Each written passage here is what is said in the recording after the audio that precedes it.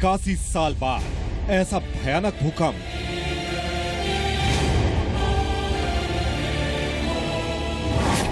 नेपाल से दिल्ली तक हड़कंप,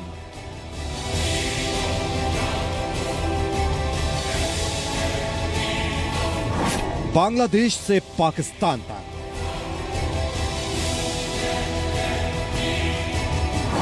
दो मिनट तक थर्रा उठी धरती, फट गई सड़कें, गिरी इमारतें।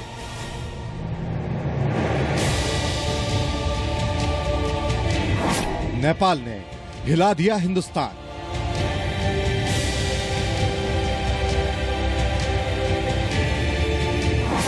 ऐसा भूकंप तो देखा ही नहीं। आपको दिखाएंगे भारत से नेपाल तक तबाही की तस्वीरें। सबसे पहले आपको फैजाबाद से आई एक तस्वीर दिखा रहे हैं जो वाकई दिल दहला देती है। ये देखिए आप तस्वीर, ये सीसीटीवी कैमरा में कैद हुई तस्वीर है भूकंप की, और इससे पता लगता है ट्रक जिस तरीके से हिल रहा है उसे देखकर आप अंदाजा लगा सकते हैं इस भूकंप की तीव्रता किस हद तक भारत में महसूस की गई होगी। ये यूपी के फैजाबाद की तस्वीर है। टोल पॉइंट पर आकर वो ट्रक रुकता है और उसके बाद जब भूकंप का झटका महसूस होता है तो ट्रक पूरी तरह से डामाडोल हो जाता है, हिलने लगता है जोर जोर से, और इसी से अंदाजा लगाया जा सकता है कि भूकंप की तीव्रता, भूकंप का झटका किस तरीके से भारतीय इलाकों में भी महसूस किया गया। बिहार में कई जगह पर, उत्तर प्रदेश में कई जगह पर भूकंप के झटके जबरदस्त तरीके से महसूस हुए और ये तस्वीर उसी की गवाही देती है।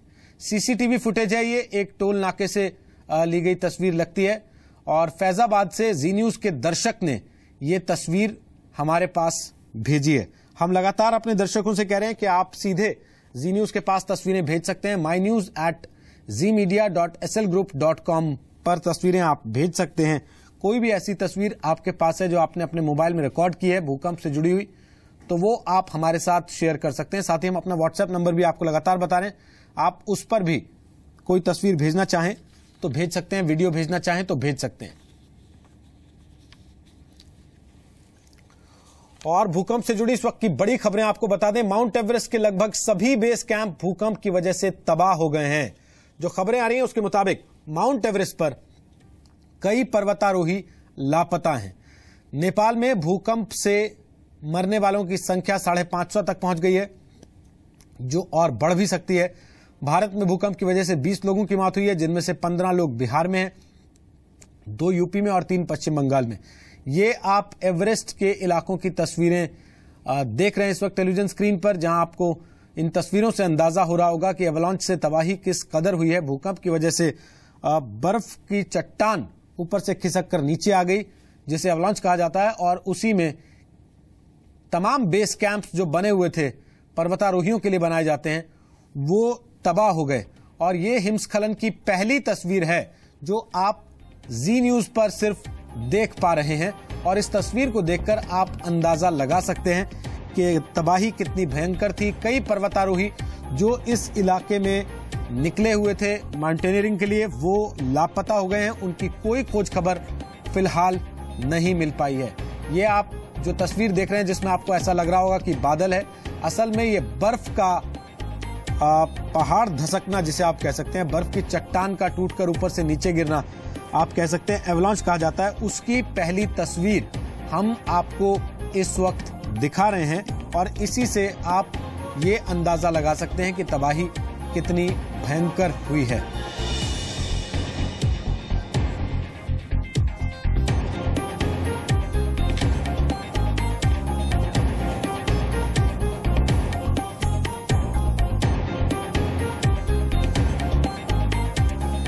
तो भूकंप से भीषण तबाही की खबरें लगातार आ रही हैं। मौत का आंकड़ा भी बढ़ता जा रहा है। काठमांडू समेत कई शहरों में सैकड़ों इमारतें तबाह हो चुकी हैं।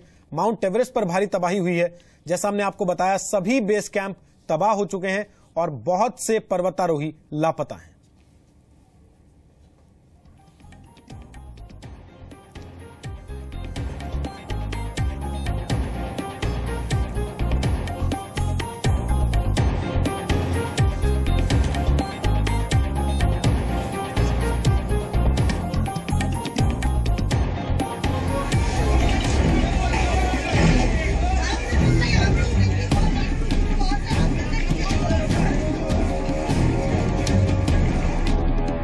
11:41 पहला झटका,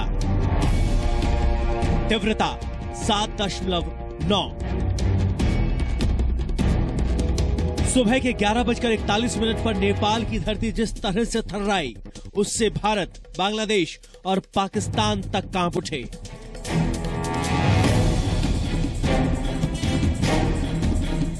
दहशत और बढ़ गई जब धरती 35 मिनट बाद फिर से थर्राने लगी। 12:15 दूसरा झटका, तीव्रता 6.6।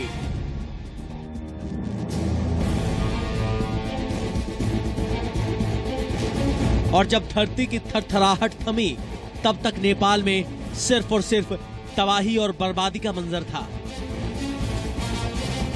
इस भयानक भूकंप के चलते नेपाल की मशहूर थारहार मीनार ढह चुकी थी और मलबे में फंसे थे सैकड़ों लोग, जिनकी सलामती की खबर अब तक सही ढंग से नहीं मिल पाई है। खबर के अनुसार जैसे लमजुंग जिले में हुआ और पोखरा कास्की जिले में, चितौन, सांगजा ये जिले में भी नुकसान की खबर आ रही है और काठमांडू में भी काफी बड़ा नुकसान हुआ है। इसकी खबर हमें मिली है, पर अब ये हम बहुत पहले से प्रयास कर रहे हैं। नेपाल में कई दशकों बाद आए ऐसे भयानक भूकंप से कई जगह सड़कें फट गई, कई मजबूत से मजबूत इमारतें भी ढह गई। काठमांडू में भूकंप के बाद मंजर ऐसा था। भारत की तरफ से भरपूर सहयोग के लिए आश्वस्त किया है और जो भी अधिकतम सहायता है वो भारत के द्वारा नेपाल को भेजी जा रही है। भूगर्भ वैज्ञानिकों के मुताबिक 4 देशों को हिला देने वाला यह भूकंप नेपाल से 77 किलोमीटर दूर उत्तर पश्चिम इलाके में 12 किलोमीटर नीचे था। इस भूकंप की वजह से जनकपुर के जानकी मंदिर को भी काफी नुकसान हुआ। जानकी मंदिर तराई में है।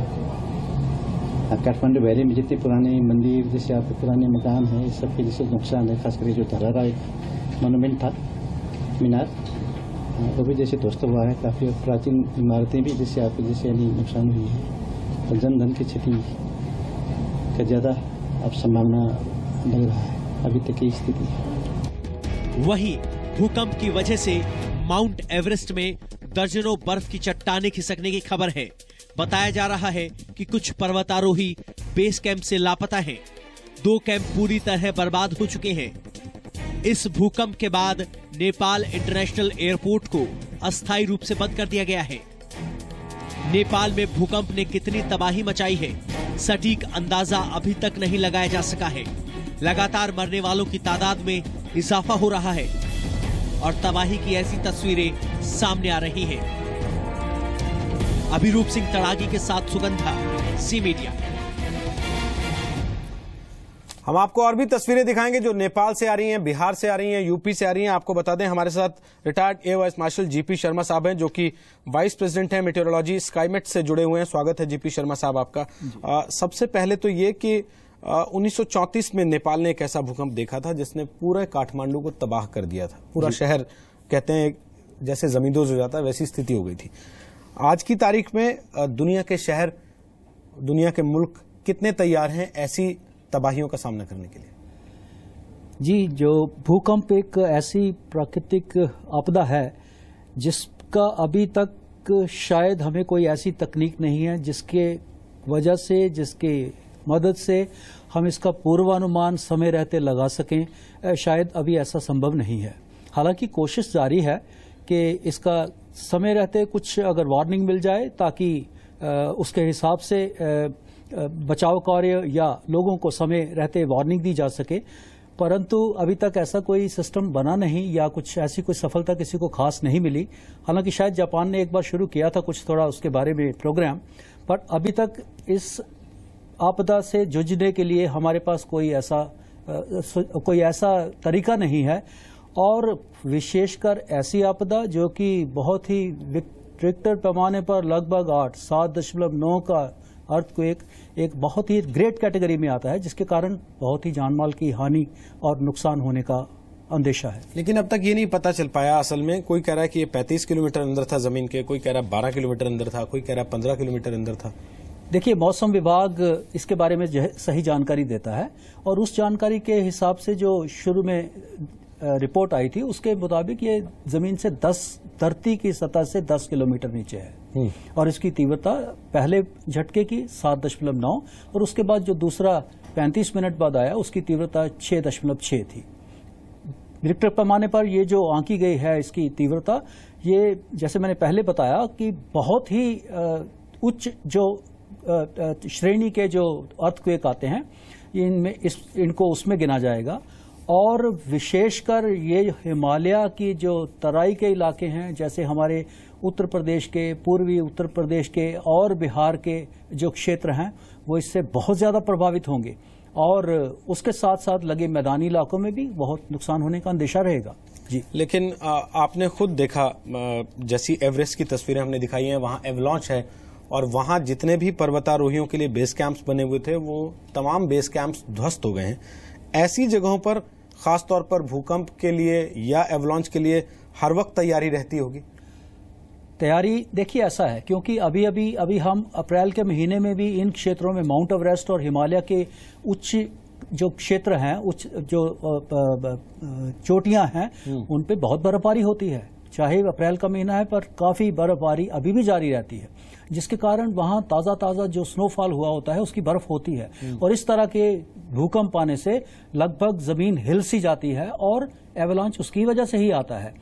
बिना अर्थक्वेक के हमने कई बार सुना होगा कि जैसे बर्फबारी के बार कारण भी एवलांच आता है क्योंकि वो बहुत सॉफ्ट सी स्नो होती है और थोड़ी सी हलचल के बाद भी चाहे जैसे उसका वेट बढ़ जाता है तो गिर जाती है। पर इस अर्थक्वेक के आने से तो उसको पूरे हिलचल के कारण वो पूरा का पूरा जो बर्फ के तोंदे हैं वो नीचे एकदम से आ जाते हैं, जिनका वजन टनों के हिसाब से होता है, ये कुछ कम नहीं, टनों के हिसाब से, और उसके नीचे उसके रास्ते में जो भी चीज आएगी वो दरअसल लगभग तबाह हो जाती है। नेपाल में भीषण भूकंप की वजह से भारत के भी कई शहरों में बर्बादी हुई है।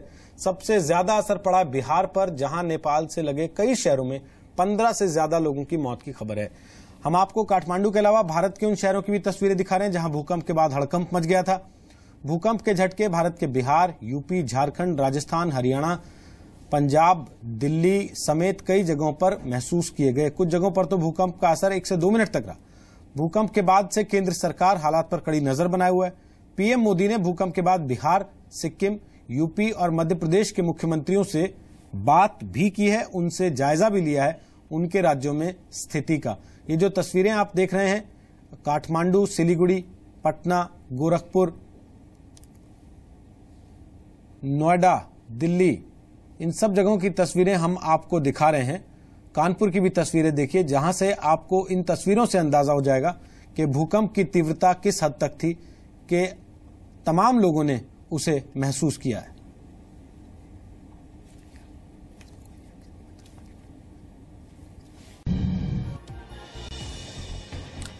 भूकंप के झटकों से एक साथ 4 देश हिले। भूकंप का केंद्र काठमांडू से 80 किलोमीटर दूर था। हिंदुस्तान में सबसे तेज झटके पश्चिम बंगाल और सिक्किम में महसूस किए गए। पश्चिम बंगाल के सिलीगुड़ी में सबसे ज्यादा नुकसान हुआ। कई इमारतें पूरी तरह ध्वस्त हो गई, जबकि 2 लोगों के मारे जाने की भी खबर है।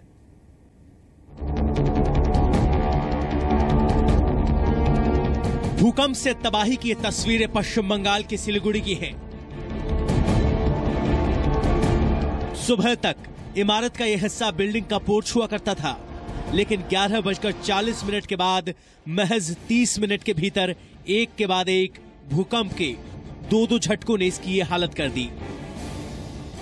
हाँ, जब भूमिकंप आया हम तो भीतर में थे, लेकिन अचानक हमको समझ में आया जब भूमिकंप हो रहा है तो हम निकालते ही रहते थे, लेकिन हमारा तो हम डिजेबल पर्सन है और निकालने नहीं पाए, भीतर ही थे। तो बाहर में जब आए हैं देखते हैं ये स्लाइड हो गया, 1 portion has already been slide. हम तो घर से जब आए, बाहर से आए, घर के बाहर थे हम लोग, फिर घर में जब आए तब देखते ही रह गए कि ऐसा तो थोड़ी, पहले तो ऐसा नहीं हुआ था कि बिल्डिंग हमारा नहीं गिरा था, फिर भी इस बार कुछ ज़्यादा गिर चुका, मतलब पहले से ज़्यादा कंपन हुआ और फिर गिर गया ज़्यादा, इसलिए। सिलीगुड़ी में भूकंप के झटके 1-1.5 महीने पहले भी महसूस किए गए थे, लेकिन आज के दोनों झटकों की तीव्रता पहले से कहीं ज्यादा थी। काफ़ी जोर से लास्ट में जब लास्ट ईयर जिस बार हुआ था उससे कहीं अधिक इसका ये था, कंपन ज़्यादा था। आप लोग कितने डरे सहमे हुए हैं इस भूकंप से? कितना डर लग रहा है आप लोगों को? डर तो बहुत ही लग रहा है, ये क्या बोले, बयान नहीं कर सकते अभी, वर्ड्स में we can not express, but really it's shocking. कभी सिलीगुड़ी में इस तरह का भूकंप आपने कभी देखा था क्या? हाँ, 3 साल 4 साल पहले एक बार हुआ था ना। हाँ, उससे ज़्यादा था या कम था? उससे टाइम कम था लेकिन ज़्यादा ही था, कंपन बहुत ज़्यादा, कंपन ज़्यादा था।